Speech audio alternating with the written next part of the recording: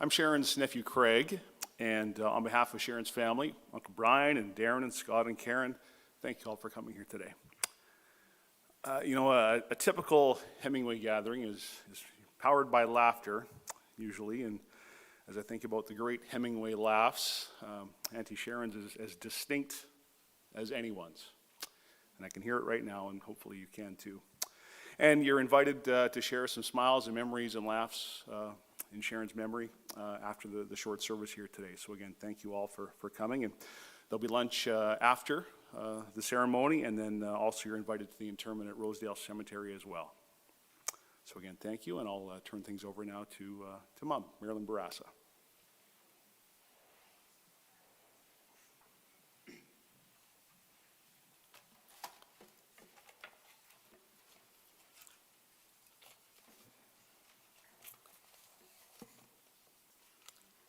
First of all, I'd like to mention that Sharon's oldest brother Fred and his wife Joanne, and youngest brother Huey and his wife Wendy, and Sharon's sister Iris can't be with us today, but they will be watching live stream.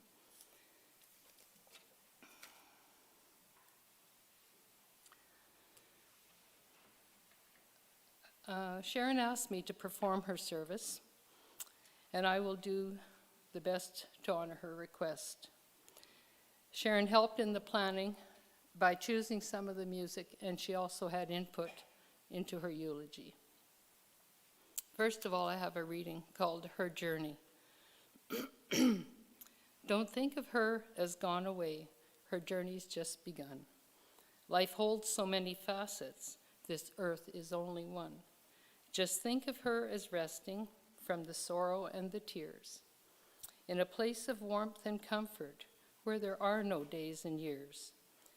Think how she must be wishing that we could know today how nothing but our sadness can really pass away. And think of her as living in the hearts of those she touched, for nothing loved is ever lost, and she was loved so much. We're now going to hear a special music. It's called You Are My Special Angel by Bobby Helms. This was a song that has very special meaning for Brian. Angel, angel, whoa, whoa, whoa, angel, angel, whoa, whoa, whoa, angel. You are my special angel, sent from up above. The Lord smiled down on me and sent an angel to love. You are my special angel, right from paradise.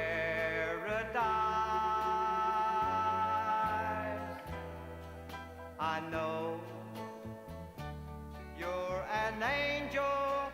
Heaven is in your eyes. The smile from your lips bring the summer sunshine. Tears from your eyes bring the rain. I feel your touch, your warm embrace, and I'm in heaven again.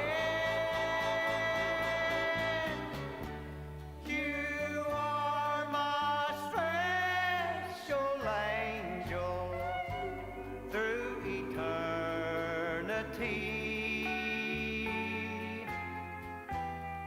I'll have my special angel here to watch over me. The smile from your lips bring the song of sunshine. The tears from your eyes bring the rain. I feel your touch, your warm embrace, and I'm in heaven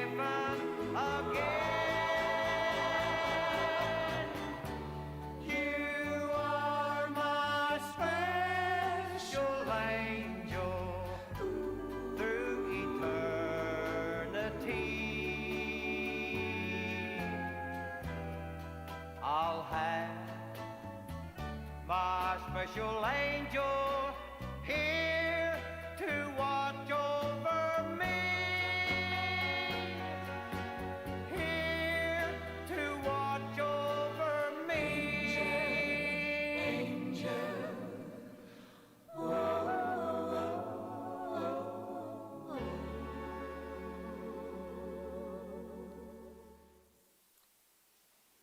I'd now ask Audrey Hemingway, Sharon's sister, to come up and do a tribute to Sharon.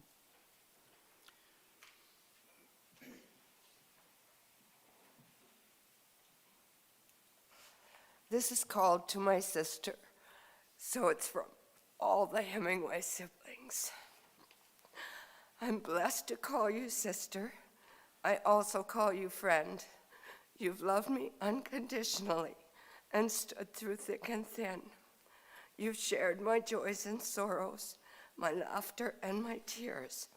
You've been my inspiration as we grew up through the years. When we were little children, we laughed and played together. Then growing up, you stood by me through good and stormy weather. There's something God has given us that's more than family. It's placed a love for you, my sister, deep down in the heart of me. And this is called Until We Meet Again. Those special memories of you will always bring a smile. If only I could have you back for just a little while. Then we could sit and talk again, just like we used to do. You always meant so very much, and always will do too. The fact that you're no longer here will always cause me pain, but you're forever in my heart until we meet again. And in closing, I would just like to say that I truly believe that Sharon is in heaven, getting lots of hugs from Mom and Dad, getting teased from Harvey and Jim, and having some good visits with Beth.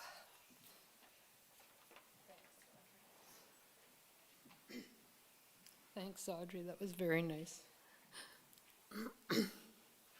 I have a reading. It's called Your Mother is Always With You. Your mother is always with you. She's the whisper of the leaves as you walk down the street. She's the smell of certain foods you remember, flowers you pick, the fragrance of life itself. She's the cool hand on your brow, excuse me, when you're not feeling well. She's your breath in the air on a cold winter's day. She is the sound of the rain that lulls you to sleep, the colors of a rainbow. She is Christmas morning.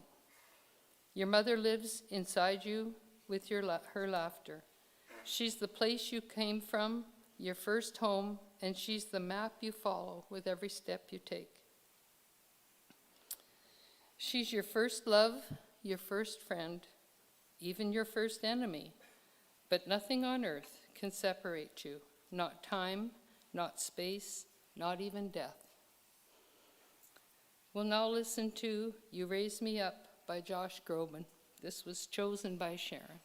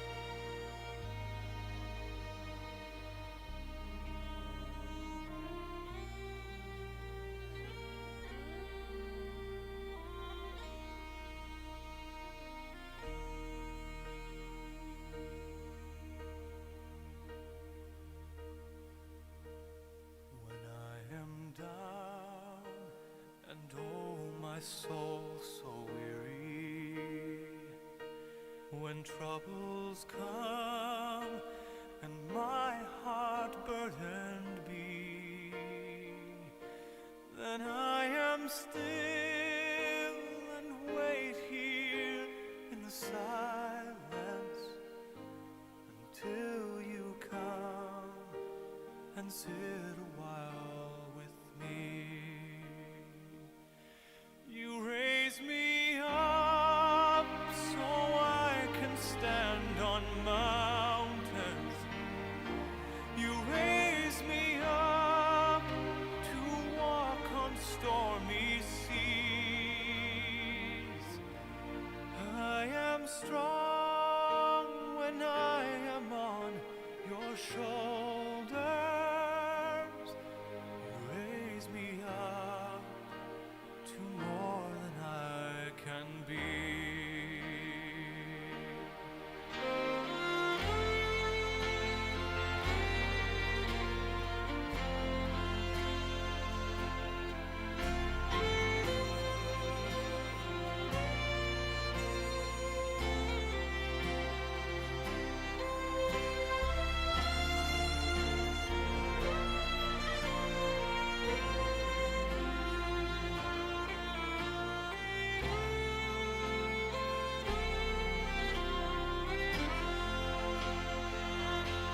You raise me up so I can stand on mountains. You raise me up to walk on stormy seas. I am strong when I am on your shoulders. You raise me up to more than I can be.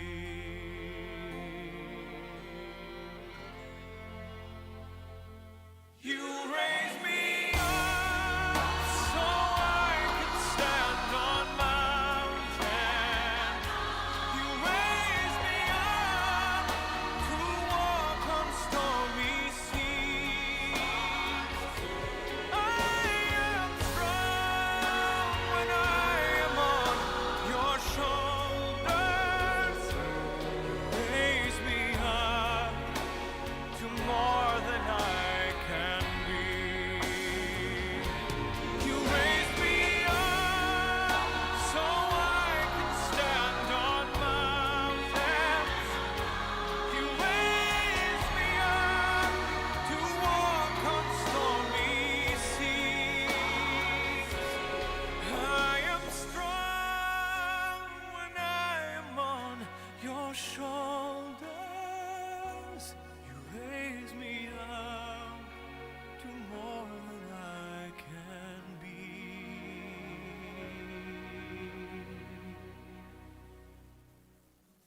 You raise me up to more than I can be.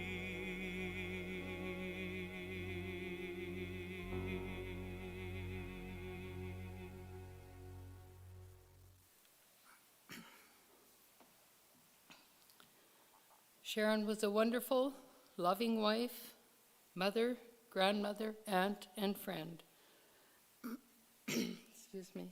After graduating high school in 1962, Sharon left Nokomis for the bright lights and big city life in Moose Jaw. She was employed at the co-op and lived with her Aunt Elizabeth. Later that fall, she was accepted into the psychiatric nursing program at Valley View, which was formerly the Saskatchewan Training School. In September of 1963, at first-year lectures, she sat next to Brian. Wow, what a distraction for him. But he played hard to get. Sharon needed a date for an upcoming party, so she phoned Brian and asked him to be her date, but he said no, he had to decline. So she phoned again, and again. Finally, he caved, and they were married on July 18th, 1964, 58 years ago. Not so hard to get after all, Brian. Sharon was soon busy raising a family. First Darren, April of 65, Scott, June 69, and Karen, June of 72. They did keep her on her toes. And as the children became more independent Sharon became more independent and took up 5-pin bowling. And she was an excellent bowler and belonged to at least 3 leagues at the same time, and one was very competitive. And I think Karen said she actually was gone like 3 or 4 days in a row, bowling. But she won many tournaments at local, provincial, and national events. Unfortunately, her knees gave her a lot of grief, and she had to stop bowling. But she returned to work at Valley View casually in the 1980s, then full-time when Brian retired in 1998. Sharon was a wonderful cook, and her baking was second to none. The first time I had flapper pie was my first visit to Sharon and Brian's in March of 1969 when Harvey and I were on our honeymoon. Sharon and Brian always made you feel so welcome, and they loved having family and friends drop in for coffee or a meal. Sharon especially loved her coffee and cigarettes. There was always a pot of coffee on, and if you were really lucky, flapper pie. Right, Glenn? Sharon made friends easily with her easygoing, happy disposition and her infectious laugh, a Hemingway trait, although not nearly as loud as Harvey, Allen, and Huey. Sharon had 2 very special friends, Emily and Sherry. Emily was in nursing class with Sharon and Brian 60 years ago, and Sherry has been her friend for 50 years, and they were devoted to Sharon, and we thank you. Sharon was also a true animal lover who cherished many a dog, cat, and rabbit who graced their home over the years. And when they no longer had their own animals, they were able to enjoy Darren, Scott, and Karen's. Mostly Karen's. Sharon retired in 2013, and although she and Brian had already enjoyed many travels, they were free to travel anytime. They did a lot of camping with Scott and Linda, Jennifer and Chantel, as well as many visits to their homes. Sharon loved Las Vegas, and she and Brian enjoyed many bus excursions to the U.S., to casinos, of course, and sightseeing in the casino. Most of the Las Vegas trips included Karen, Dave, and Austin, and of course that meant Disneyland trips. Although Sharon wasn't as fond of going to Disneyland, but she went anyway, because it meant it was going to Vegas too. One of the most memorable Vegas trips not only included Karen and Dave, but also Sharon's sister Phyllis and her husband Steve. It seems the girls got a little carried away with the Chippendale male strippers, and a good time was had by all, well, the girls anyway. Another memorable trip was to Massachusetts for a Hemingway family wedding. Karen and Sharon, AKA Thelma and Louise, they rented a car and drove to New York. Had a little incident there. Karen said some stupid Alberta person, it was not me, was double parked at their hotel, excuse me, and that caused them problems. Then on the way to the airport in Boston, some idiot ran into them. So they've had many an escapade and some great memories to cherish. Sharon, whoops here, I didn't move my paper. Brian and Sharon enjoyed a few fishing trips to northern Saskatchewan with Sharon's good friends, Sherry and Dave Cutler. Sharon hated fish, but was a good sport to try fishing. Of course, she caught one and squealed as she wasn't going to touch it and wasn't going to get it out of the net. And I believe Dave threw it at her and it went over her head and into the water. But they had a lot of fun teasing her. Sharon also had many a nickname. I'm sure most of you heard them. You rarely heard her called Honey or Mom. She was well known by the first one I remember was Louie. And then there was Lou, Wheezy, Rocky being the one I heard her called the most. But Karen also called her Weasel. So I asked Brian about Rocky. Was it in relation to Rocky and Bullwinkle? And he said partly because Rocky was the brains of the outfit, but mostly because she was like Rocky Balboa. She always got back up after being knocked down, and she was a fighter. But also she was Brian's rock of Gibraltar and his rock to lean on. Sharon was his best friend, and he said walking through life with Sharon beside him has been a gracious thing. Sharon loved her children, their partners, and her grandchildren dearly. Darren and Gail, Scott and Linda, Karen and Dave, Gregory, Richard, Jennifer, Chantel, Austin, and Katie. She was so proud of you all. The past 13 months were very difficult for Sharon physically and emotionally, as she was not only faced with her serious illness, but also Karen's nearly fatal illness. This has been a painful time for both families. Seeing Karen miraculously on the road to recovery, I'm sure eased Sharon's pain and fears.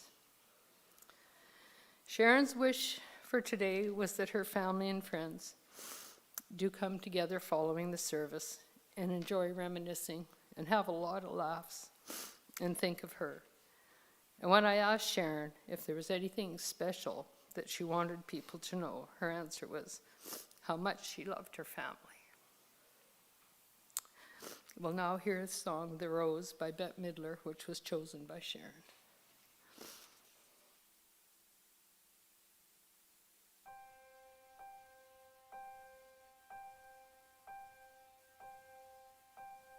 Some say love, it is a river that drowns the tender reed. Some say love, it is a razor that leaves your soul to bleed. Some say love, it is a hunger, an endless aching need. I say love, it is a flower, and you, its only seed.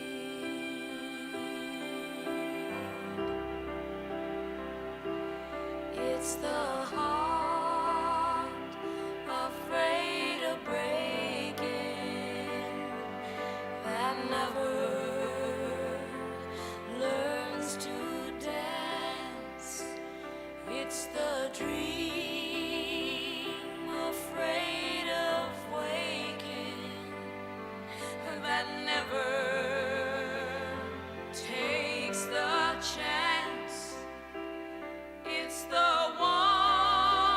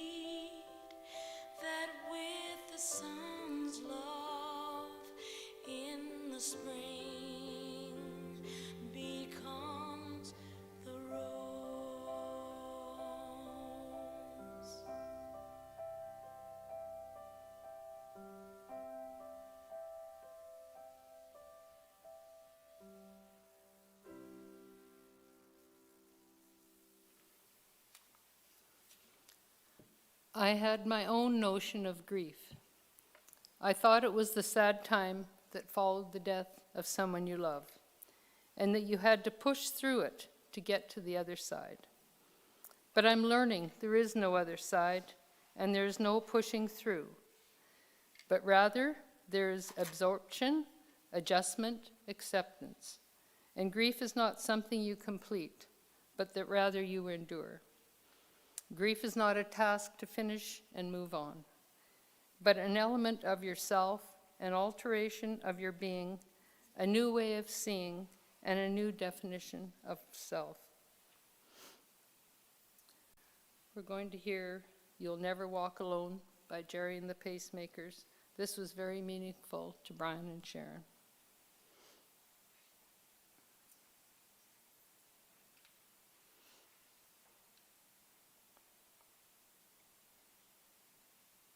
When you walk through a storm, hold your head up high and don't be afraid of the dark.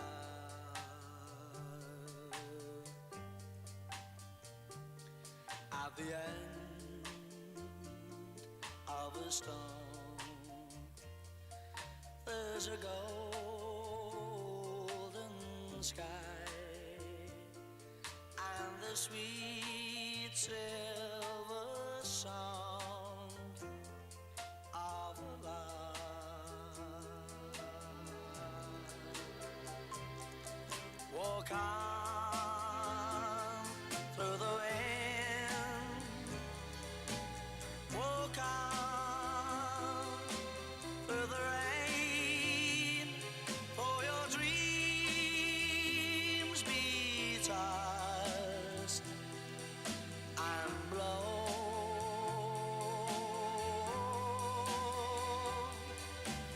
Walk on with hope in your heart, and you'll never walk alone. You'll never walk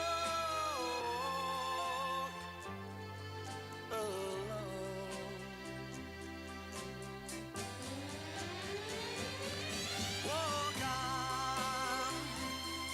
Walk on with hope in your heart, and you'll never walk alone.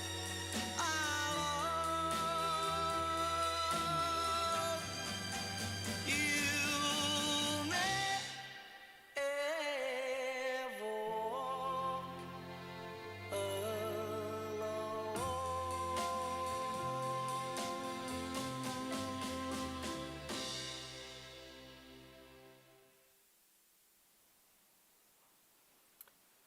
We'll now hear the music by the Appleby College String Ensemble.